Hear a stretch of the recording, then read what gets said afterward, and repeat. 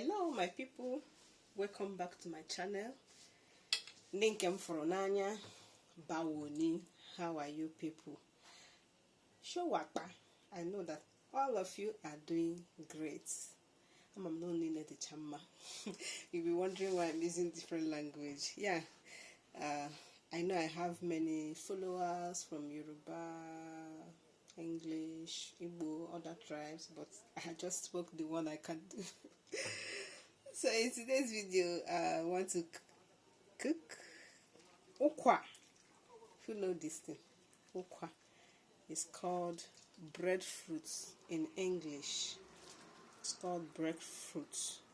Actually, this is dried one, but I've soaked it overnight. I soaked it since yesterday night. After washing it, I first wash it, then soak it with water.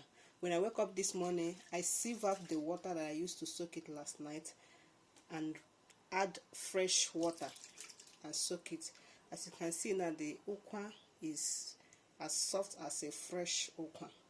So what I will do now, I will still wash it thoroughly. I will wash it like 3 or 4 times. Then before I will not transfer it to the pot I will use to cook it. So sit back, watch the process. And in cooking this ukwa, there are some ingredients which you will need. Some people do use potash, but potash is not that good for the health. Instead of using potash, it's better you use ash. This is already soaked one. I soaked this one this morning so that it can sediment, so that when I'm sieving it, I will not see some particle. This is the actual one here. It's ash. Let me show you how it looks like. It's made from you sieve it very well because it's mixed with sand. You have to sieve it very well so that you don't end up having breadfruit filled with. So this is the water I will be using to cook. I have my ugba here. This is ugba. There are some ugba that they're slightly bigger than this, but this is actually the tiny one. I think dried one. I will soak it with hot water. Then I have my crayfish here.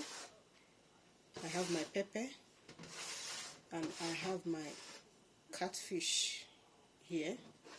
It's not necessarily compulsory to use catfish, but sometimes you have to put a fizzy in some of our cookings. I always like to use catfish, to dry fish, to cook it. If not catfish, I will use dry fish, any type of dry fish, to cook it.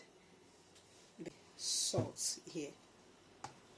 Ukwa doesn't need seasoning cubes. It doesn't need spices.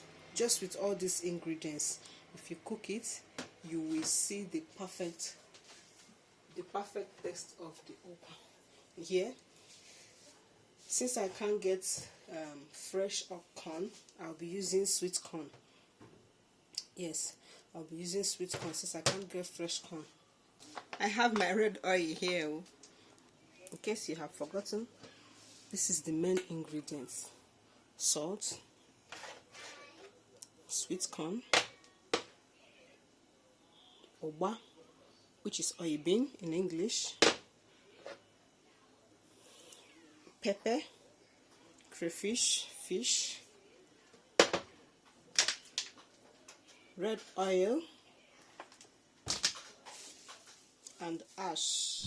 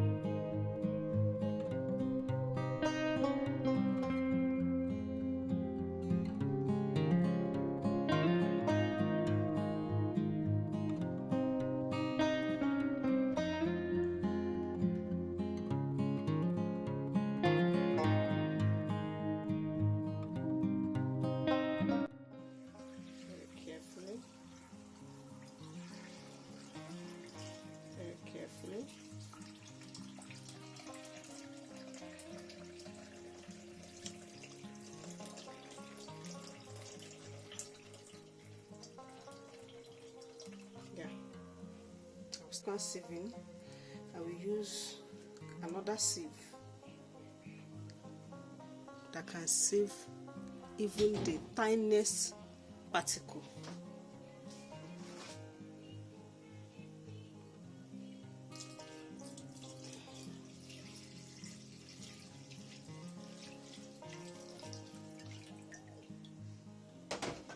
As you can see, there is no more particles. No more particles. All the particles are gone. So as I'm over it,